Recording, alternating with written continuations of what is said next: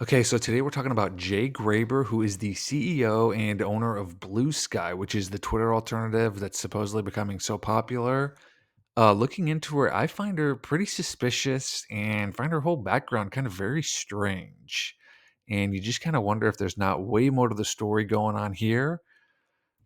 So again, she's the owner and CEO of Blue Sky. Lately, over the past month or so, she's been everywhere on all the major news networks like CNN, on all the morning talk shows like Good Morning America, on a whole bunch of other networks being interviewed about her rise to fame and Blue Sky's popularity. And there's a whole bunch of articles out there on the internet about her as well. And the first thing that I found suspicious is that her name actually means blue sky. So her name is Jay Lantian Graber, and Lantian means blue sky, and she's obviously the CEO of Blue Sky. And so there's a whole bunch of articles out there talking about how neat this coincidence is and really focusing on that. I find it really suspicious. Maybe it is legit. Maybe it is just a coincidence, but it really seems like something that's just totally made up to give these articles like some sort of talking point. Again, maybe it is just a coincidence and it's legit, but seems a little strange to me. But what's even stranger is her background before becoming CEO of Blue Sky. Right before Blue Sky, she supposedly founded this site called happening.net, which was some sort of like social network focused on events, kind of like a meetup.com. You look into this, and there's kind of some strange things going on with this company. I'm not even really sure if it existed or if it's just totally made up. Um, you look on LinkedIn, there is an entry, but the company had one employee, her, Jay Graber. She was the only employee. There is a website for this happening, but it's like super bare bones. There's hardly anything to it. Looks like it was just thrown together in a matter of hours by someone who knows how to use Squarespace.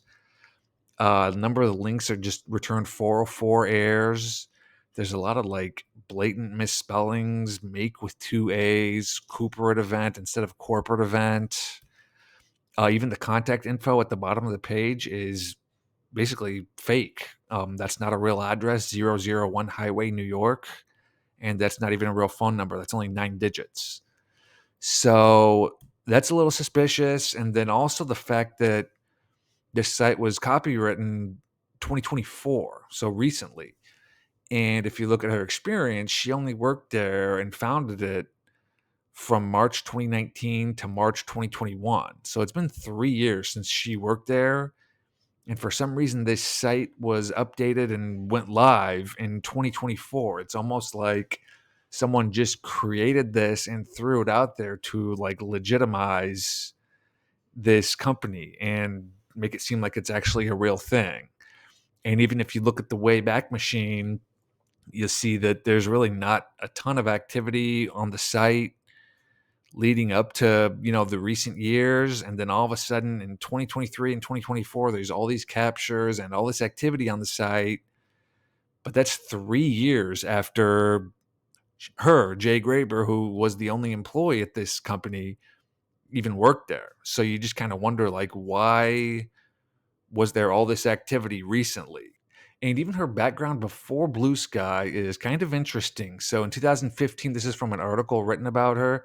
In 2015, she started working at a factory where she was tasked with soldering Bitcoin mining equipment.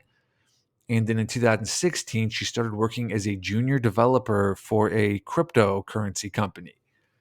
And then after that, she founded Happening, which, again, as far as I can tell, definitely never went anywhere and may not have even really existed, may just be kind of like a front. And from there, she became CEO and owner of Blue Sky and unseated Jack Dorsey. So that's definitely an interesting career path to go from soldering Bitcoin mining equipment in a factory one year to being a junior developer the next year to founding this company that may not have even existed or definitely wasn't successful at all to all of a sudden becoming CEO of Blue Sky, which is obviously a super crazy career progression, not natural at all. And most likely what she is she's just a front person, not really the true person behind Blue Sky. And if you look into it, that's what a lot of these tech CEOs are. They're just front people. They're not actually truly the people who created these companies. It's a neat story to say that, like, Bill Gates created Microsoft in his parents' garage, or Mark Zuckerberg created Facebook, in his dorm rooms. But if you look into these companies and these people, a lot of times they have like serious connections to the CIA, to the government, to the military industrial complex. There's quite a bit of articles out there that kind of cover these connections. As this highlight says in this one article that I highlighted here, in reality, Google is a smokescreen behind which lurks the U.S. military industrial complex. And that's kind of a nice summary of what a lot of these companies actually are. And probably the most blatant example is Facebook. Now, obviously, the official story is that Mark Zuckerberg created Facebook in his dorm room and grew it into a multi-billion-dollar company that's, one of the biggest and most powerful in the world. But if you look into the origins of Facebook, there's probably way more to the story here. So in the mid 1990s up until the early 2000s, the Pentagon had a program they called Lifelog. And this was a program where they wanted to build basically a master database that tracked everything about every single US citizen, like literally everything: who their friends were, what kind of movies they were watching, the emails they were sending, who they were communicating with, their interests, their TV shows, their favorite TV shows, their likes, everything. And the Pentagon wanted to use this Lifelog program, again, to just create a master database that would track this info for every US citizen. And once this program was learned about and kind of was made public, there was a lot of outrage saying that it was an invasion of privacy and it wasn't right for the government to collect and store all this info on every US citizen. And so Lifelog, the program, was canceled on February 4th, 2004. That's an article on the left about the cancellation of the program, supposedly at least. Now, on the right there, Facebook was founded on February 4th, 2004. So the exact date that this Lifelog project was killed, Facebook was founded. And if you read up on this Lifelog project, I mean, this Lifelog project was essentially Facebook. It's a almost exact description of what Facebook ended up becoming. The government, wanted to track everything about all their citizens, what they liked, what they didn't like, movies, TV shows, who they were talking with, who they were friends with, everything. And so it seems just insanely coincidental that this Lifelog project ended on February 4th, 2004, and Facebook was founded on February 4th, 2004. What's probably more likely is that the Pentagon was basically forced to end Lifelog when the public learned about it and there was all this outcry about it being an invasion of privacy. So the public, officially ended the program, but what happened was they didn't really end it. They just rebranded it as Facebook and chose this person, Mark Zuckerberg, to kind of serve as the public facing front for the company and introduce it to the public.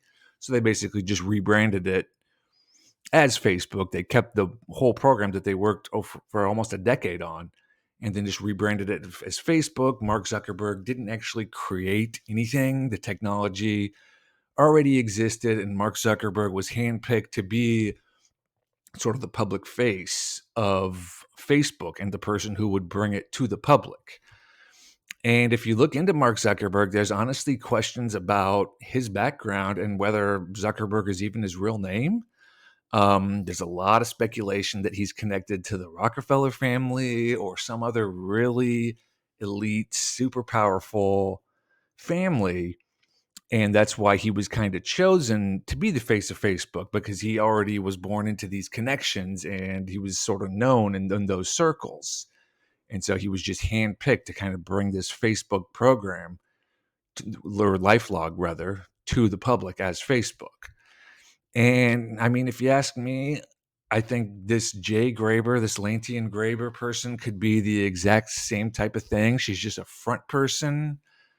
If you just look at her background and her career path, it just doesn't make a lot of sense that she would just ascend so rapidly and just basically come out of nowhere. And then it's also interesting, this is the final kind of note on this. It's interesting that only a few months ago, Jack Dorsey left Blue Sky. He was the guy who founded Blue Sky, and he ran the show for a long time before he was replaced by Jay Graber. And this only happened like 2, 3 months ago, back in May of 2024. He just left Blue Sky abruptly, it totally came out of the blue. And you just kind of have to wonder why he left and if there wasn't way more to the story here. He was apparently even so disgruntled and angry about it that he just told users to not even get on Blue Sky, to just stay on Twitter. So it is interesting that he just abruptly left and paved the way for this Jay Graber to take over.